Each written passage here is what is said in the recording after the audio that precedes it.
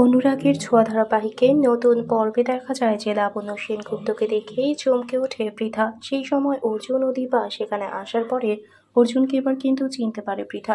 লাবণ্য সেনগুপ্ত তার বড় ছেলের কথা জানতে চাইলে পৃথা কিন্তু অর্জুনকে দেখিয়ে দিয়ে বলে, দিদি এই অর্জুন হলো তোর চুরি হয়ে যাওয়া বড় ছেলে, যাকে আমি চুরি করে নিয়ে যাই আর বিদেশে যাওয়ার আগেই খোকার কাছে রেখে যাই।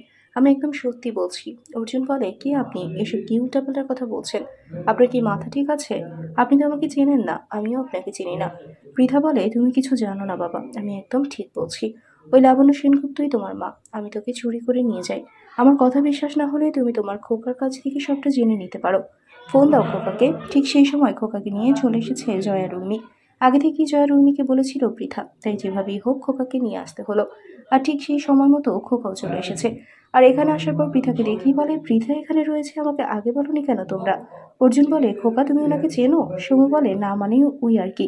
পৃথা বলে, আজ কিন্তু সত্যিটা সবাইকে বলতে হবে। আমি সবকিছু বলেছি, এবার তুমি বলে দাও অর্জুন আসলে কে। চমকে ওঠে খোকা, তাহলে কি এবার সত্যি সবার সামনে জানিয়ে দিবে এবার খোকা? বন্ধুরা, তোমাদের কি মনে হয়? এক্ষুনি একটি লাইক দিয়ে এবং কমেন্ট করে জানিয়ে দাও তোমাদের মতামত। ধন্যবাদ।